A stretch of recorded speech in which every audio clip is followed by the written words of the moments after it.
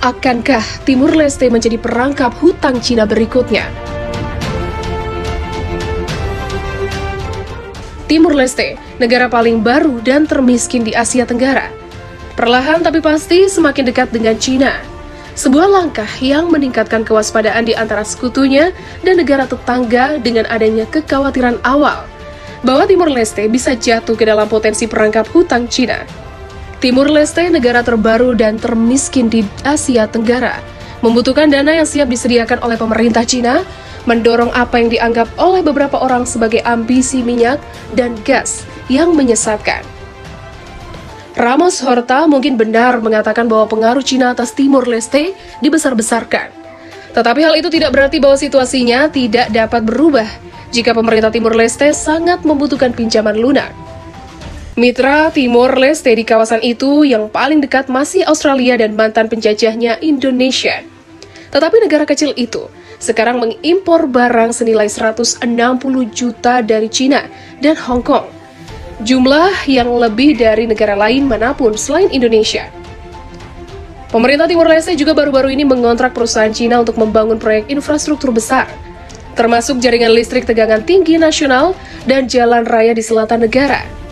Tahun 2017, perusahaan Cina Harburg Engineering Company disubkontrak untuk membangun pelabuhan kontainer besar di Teluk Tibar.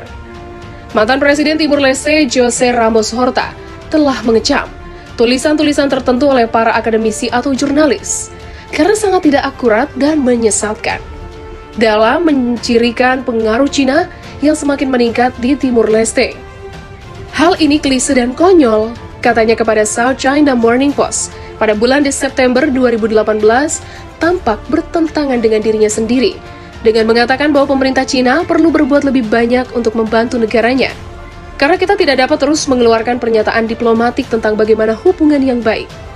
Cina juga harus mengambil langkah maju dalam melihat bagaimana Cina dapat mendukung pembangunan Timur Leste secara lebih berkualitas. Begitulah Ramos Horta mengatakan. Cina adalah negara pertama yang membuka hubungan diplomatik dengan Timur Leste setelah memperoleh kemerdekaan pada tahun 2002. Cina juga merupakan salah satu dari sedikit negara yang mencoba memberikan uang dan senjata kepada pasukan kemerdekaan yang berjuang melawan penduduk Indonesia sejak tahun 1975 dan seterusnya. Australia telah memberikan lebih banyak bantuan dan bantuan pembangunan ke Timur Leste daripada Cina. Sehingga dalam beberapa hal, Ramos Horta benar bahwa hubungan Cina dengan Timur Leste telah dibesar-besarkan di beberapa aspek. Tetapi dengan Cina meningkatkan kehadirannya di Pasifik melalui inisiatif Sabuk dan Jalan, dan Timur Leste membutuhkan donor untuk mendanai ambisi industrialisasi minyaknya. Katanya, pemerintah Australia kemungkinan akan khawatir tentang prospek Timur Leste mengembangkan hubungan lebih dekat dengan Cina di masa depan dalam hal pembangunan. Timur Leste keluar dari tahun ketidakpastian politik setelah pemilihan umum tahun 2017 yang telah mengembalikan pemerintahan minoritas yang runtuh ketika tidak bisa meneruskan programnya di parlemen. Hal itu menyebabkan pemilihan baru pada bulan Mei yang dimenangkan oleh Koalisi Aliansi Perubahan untuk Kemajuan. Tidak ada yang memperkirakan Cina tiba-tiba menjadi sekutu utama Timur Leste. Posisi itu akan tetap diisi oleh mitra historisnya, Australia dan Indonesia. Tetapi hubungan Timur Leste dengan Australia tengah lesu, memberikan peluang potensial bagi pemerintah Cina. Hubungan baru ini terjadi ketika terungkapnya fakta bahwa mantan Menteri Luar Negeri Australia, Alexander Downer, memerintahkan penyadapan kantor Kabinet Timur Leste pada tahun 2004.